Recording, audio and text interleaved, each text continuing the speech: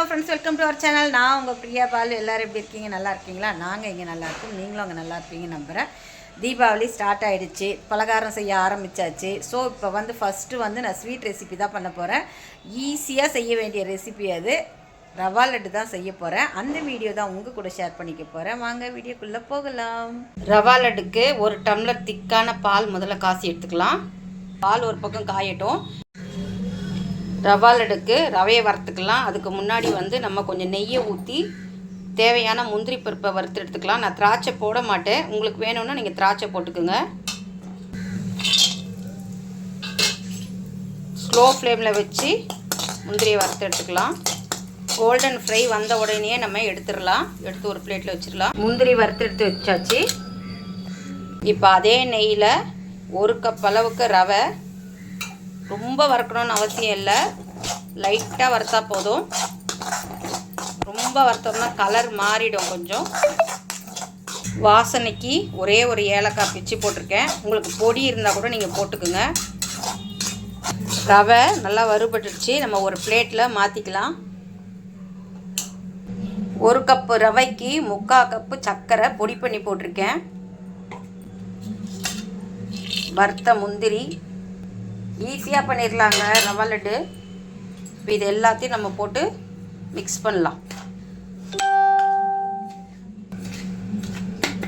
ரவை, சர்க்கரை, முந்திரி எல்லாம் நல்லா மிக்ஸ் பண்ணியாச்சு. இப்போ நம்ம என்ன பண்ண போகிறோம், சைடில் காய்ச்சின பால், நல்லா திக்காக காய்ச்சின பாலை கொஞ்சமாக ஊற்றிக்கிட்டு, சூடாகவே ஊற்றிக்கிட்டு கொஞ்சம் கொஞ்சமாக மிக்ஸ் பண்ணி பிடிக்கலாம். நம்ம வறக்கும் போதே கூட போடலாம், ஆனால் நான் அப்படி போட்டால் எனக்கு அது செட் ஆகாது. நான் இப்படி தான் பிடிப்பேன் எப்போவுமே. இங்கே பாருங்க, கொஞ்சம் கொஞ்சமாக போட்டு அந்த சூட்லேயே நம்ம பிடிச்சிக்கலாம். சூட்டில் பிடிச்சாதான் நமக்கு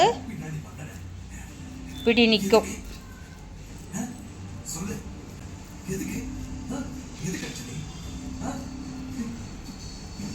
இந்த பார்த்தீங்களா, இந்த ஷேப் உங்களுக்கு என்ன ஷேப் தேவையோ, என்ன சைஸு சின்னதாகவோ பெருசாகவோ நீங்கள் பார்த்து அதுக்கேற்ற மாதிரி நீங்கள் பிடிச்சிக்கோங்க. அவ்வளோதான். இதை எடுத்து நம்ம ஒரு பிளேட்டில் வச்சிட்டோம்னா அது பாட்டுன்னு காயும்.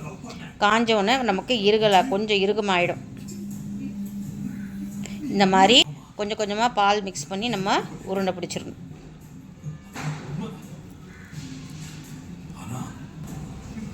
ரொம்ப சூடாக வேணாம் பால், வெதன்னு இருந்தாலும் நம்ம சூடு பறக்க இருந்தால் போதும். அந்த பதத்துக்கு இருந்தாலே போதும்.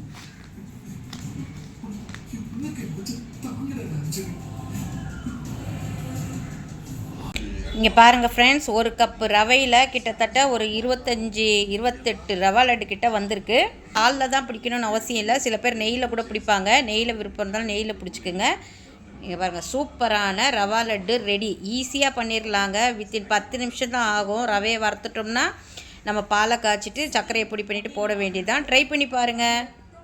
இந்த வீடியோ பிடிச்சிருந்தா லைக் பண்ணுங்கள், ஷேர் பண்ணுங்கள், கமெண்ட் பண்ணுங்கள், மறக்காமல் சப்ஸ்கிரைப் பண்ணுங்கள். பக்கத்தில் இருக்க பெல் ஐக்கானையும் ப்ரெஸ் பண்ணுங்கள். தேங்க்ஸ் ஃபார் வாட்சிங். நெக்ஸ்ட் வீடியோவில் பார்க்கலாம். பாய்.